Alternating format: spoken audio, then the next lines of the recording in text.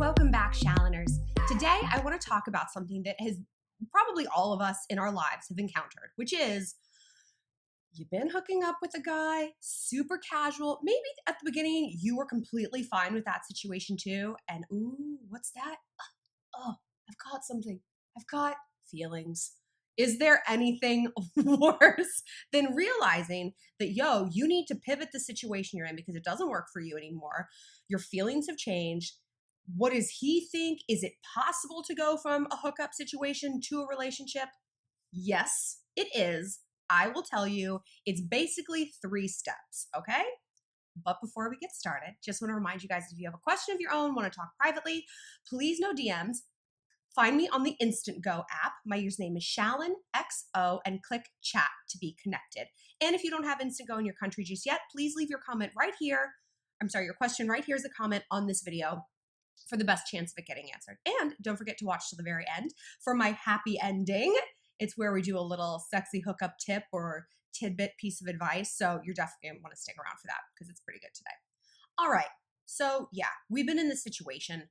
We've caught feelings. What do we do now? Well, first, it's important to understand why we're catching feelings. Here with the Shallon entourage, I'm very focused. I'm sorry, my hair is just, should just put it behind my ear. I hate how I look like that. I look like a potato. Ah. Okay, sorry. I'm very focused on us getting to the root of why we feel like we feel. Because if we're not, and if we're just sort of like addressing the symptom, like this crush on a guy, well, actually what might be at the root has nothing to do with the guy. Maybe you have a crush to fill a void in your life because you're not going after goals and it's easier to go after this, right? We get deep here. So why are you developing feelings for a dude who you entered into an FWB situation with? And now suddenly you're like, a lot of it is biology. We as women are hardwired by nature. This isn't some gender norms. Stop being so conformist. This is nature, bitch. All right. You can take it up with Mother Nature. She hardwired us to bond with the people we sleep with. It's a survival mechanism because ostensibly you're going to get pregnant by that person. I mean, that's how mating works. You sleep with something, they get you pregnant. You need that mate to stick around to help you and the offspring survive. So you're going to try to bond with them. So get it out of your mind that there's something wrong with you, that you're weak, that you're not a feminist, that you're not like a bad bitch because you like a guy you've been sleeping with. Also, like within the hookup, there are things that guys do that create more bonding, like nipple stimulation. If you don't want to catch feelings, keep him away from your nipples. Why? Think about when you have a baby. You have to bond with that baby because you got to keep that little thing alive. So breastfeeding releases oxytocin. It's the bonding hormone. That comes from your nipples. Like that. So that stimulation, your body doesn't know when someone's doing something to your nipples. It doesn't know if it's a baby, if it's a douche named Tucker. We don't know, but we're just like, oh, I love you now. So there's a lot that goes into that. So it's not just you being lame or weak or whatever. So try to step back and be like, okay, objectively. Like I always say to myself, when I like a guy, I'm like a dog chasing a car. What would I do if I actually caught it? I very rarely have stopped and been like, what would it actually be like if this dude was like my boyfriend? Relationships, long-term relationships, serious relationships, they have a lot of downtime. You can't have sex all the time. Eventually you have to stop and you have to do things like go get food together, figure out how to put together that IKEA bookshelf you just bought, meet each other's families, each other's friends, talk about a bad day at work or school. There's real life things that come up and it's like, okay, how is this person going to be in those situations? You can think that you know, and I see this all the time. We assume that we know because we have great chemistry, we have a great bond, we laugh a lot together, but you actually don't know. Have you ever moved in with a friend and been roommates? You probably thought it was going to be great, huh? And hopefully it was, but when you're wrong, you are wrong. It's like you don't actually know what someone's like in a situation until they're in it because they might not know themselves. This dude might not know what he's like as a long-term boyfriend if he's never been one, what he's like with you as a boyfriend. So I really, at this point in my life, I try to step back and I'm like, just because there's one good thing, don't assume that behind that, there's 10,000 other good things. Maybe beneath the surface, there's just more surface. It happens. So again, try to step back and divorce yourself from this. It's like, why am I actually getting caught up in this?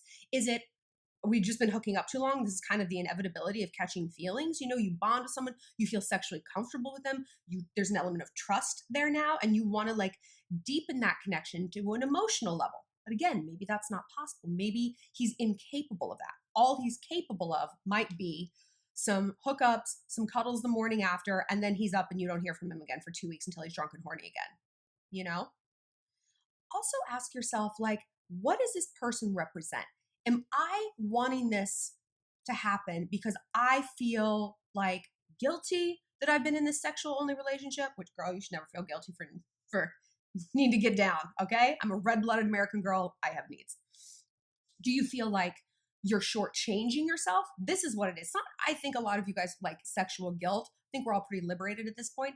But it's like, I know that this maybe isn't enough for me.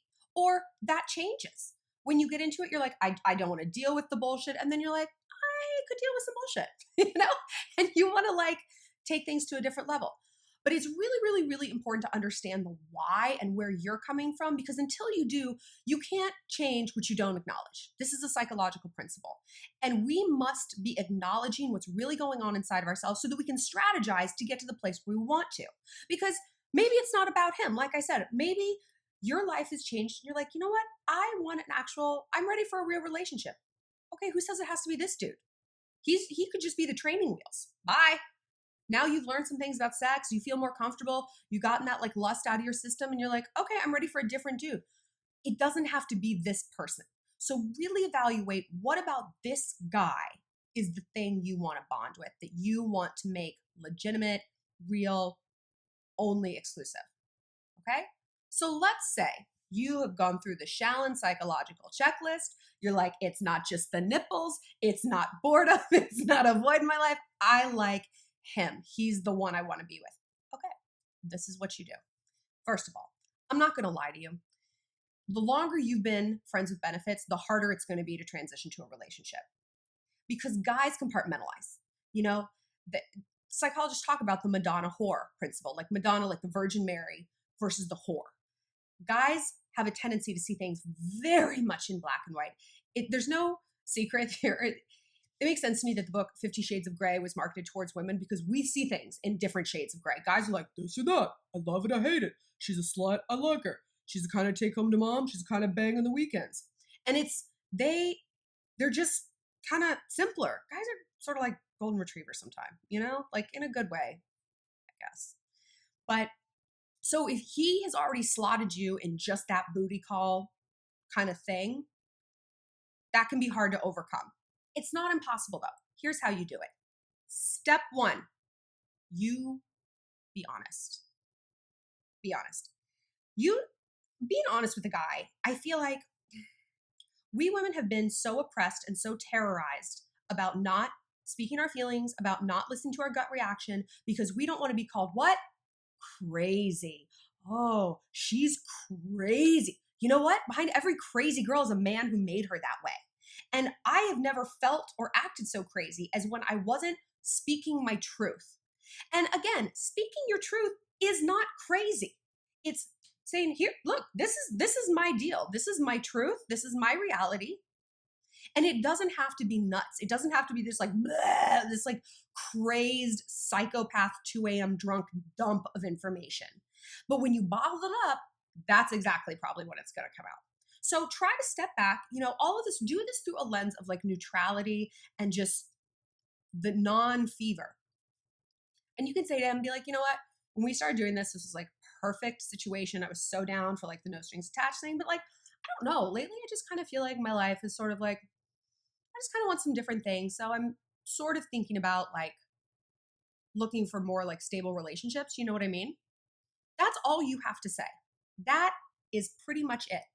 If he likes you, he is going to look for any opening in that door. He's going to be like, oh my God, yes, this is what I've been waiting for. Yes. However, ladies, to play devil's advocate, we all know you shouldn't have to be the one to go out on that emotional limb first, right? Guys are hunters. When they want you, they're going out on that limb. I learned this so crisply. My friend's little brother is like the broiest, frattiest dude you can possibly imagine. Like college athlete, like exactly what you're picturing. He got into a friends with benefits situation with this girl in his apartment building. And I was like, oh God, here we go. You know, he's just gonna like use her up. She's gonna fall completely in love with him. And he's like, never gonna give her the time of day. It was like hookup number 3. And he's like, I like you for real. I don't want to just do this. I want to date you. If he at like 22 was putting that together, bro-y AF, it's possible. Any guy can do it, you know? And he said it early because he didn't want her to think she was in the whore category. You know what I mean? Just the black and white. Of course you're not whores for being friends with benefits. It's amazing. But like he didn't want her to think that she had a lower level of respect and commitment than she did. He wanted her to know he was elevating her, that she had value, priority, commitment, and his attention. He was not going to let there be any wiggle room for discussion there. Why? Again, because he's a hunter. And what happens when a hunter lets his prey meander on by? Someone else gets it. Guys should look at you and be like, damn, everyone's going to want her. I better lock this down. I better pitch her so hard on a relationship with me that she's like, I have no choice but to buy into this because you're making me an offer I can't refuse. So if that's not happening, I want to tell you guys what you want to hear and I want to give you what you want. But I also believe, like I always say, in walking in the light of the truth. I don't believe in having to go out on all these emotional risky limbs to entice a guy to love me. I don't want to have to do that. And a lot of times, yeah, it can work. It can work. But you get a boyfriend who's maybe not leading this courtship, that passive reciprocation that I always talk about. And it's funny, I feel like it comes up in every video now because now that I start to think about it, it comes up in almost every scenario with guys and with so many other relationships in our life, you know, where, yeah, they'll respond. They'll be like, okay, sure, whatever. But they're not the leader. I want a leader of courtship. I want him to be planning those dates, thinking about those romantic gestures, asking me genuinely about my day, wanting to meet my friends. I want him to be emotionally pursuing me and just emotionally interested in me. Like, is this really where we are? That we're like, wow, I want a guy who speaks to me. I want a guy who like wants to know about my day. We have got to raise the bar, ladies. We have got to raise the bar. And we start raising the bar by being okay with being single.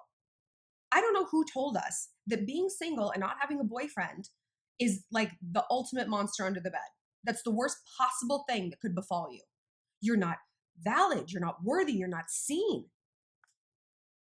Yes, you are. I dare you to say something like that to your best friend, to your mom, to your sister, because you don't think that about them. Why do you think that about yourself?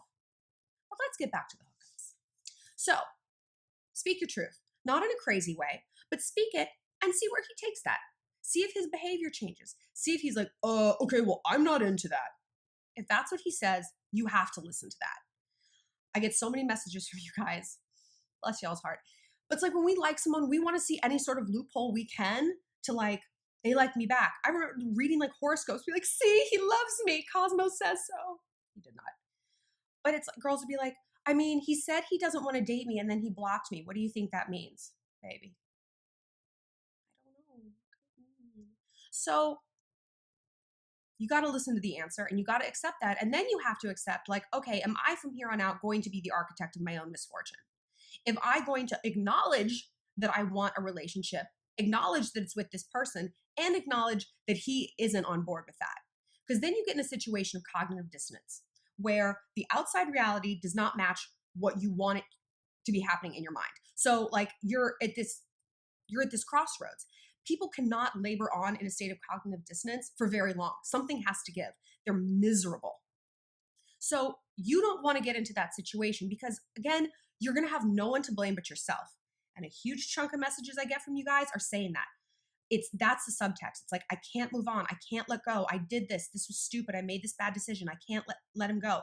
It's because you're mad at yourself. You're not fixated. The guy is just a vehicle for that feeling. You have got to forgive yourself. But before you forgive yourself, let's try to not even get in these situations to begin with. Let's look at the writing on the wall, even if we don't like it, walk in the light of the truth and be like, okay, well, this situation doesn't work for me anymore, you know? And great, like it's gonna suck. You're gonna have that Taylor Swift playlist on. You're gonna eat all the things. You're gonna be sad, but you are going to be sad in service of healing, not just sad, bottomless because you're speeding down a dead end road. I'd rather be sad knowing that there's an end to it. I'm gonna feel better at a certain point. So you speak your truth, you listen to him. Then what do? Step 3, you pull back. No more hooking up until you get some sign, kind of like clarity from him. Why? Because otherwise, if you say, look, I don't want to do this anymore, I'm developing feelings, this isn't working for me. And he's like, okay. Like, no answer sometimes is an answer. Like, you might not get this like very woke cognitive answer back from him. You probably aren't. Let's say that you aren't, for, worst case scenario. You got to pull back, because if you keep hooking up, you know what he's going to think? Her words don't mean shit. There's no consequences. I can actually act however I want, because now I know that she likes me. So now I don't have to plan this booty call a day in advance. I can just be like cruising around after the frats and be like, I'm coming over. What's she gonna do? She likes me.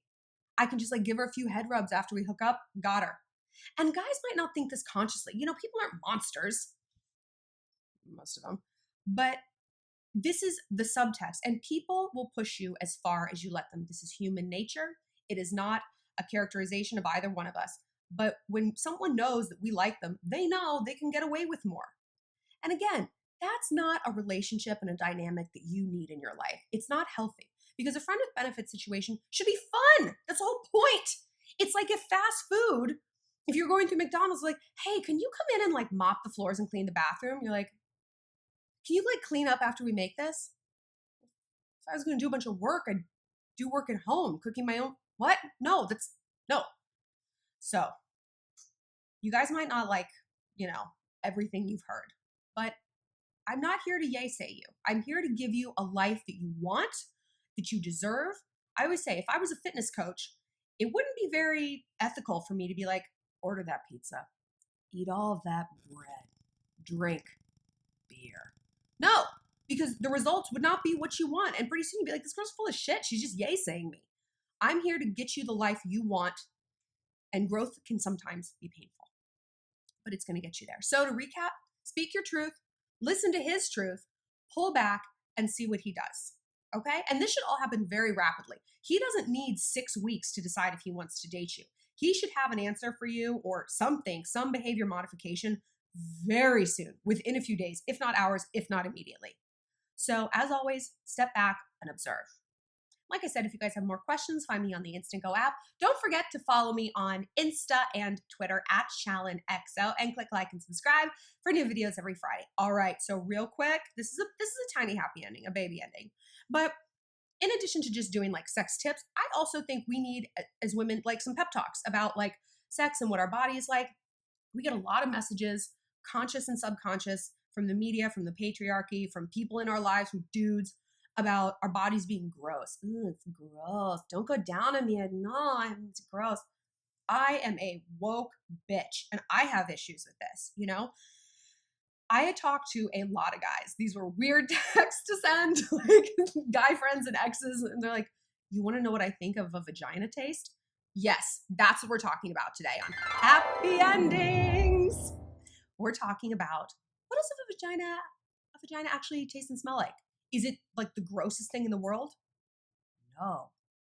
I've hooked up with a lot of girls, and that helped me get really comfortable with my body, because I was like, this isn't gross. This is amazing.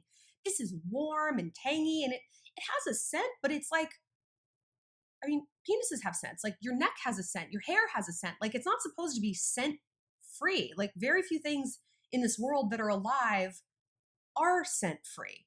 Why would we expect it of our vagina? Why?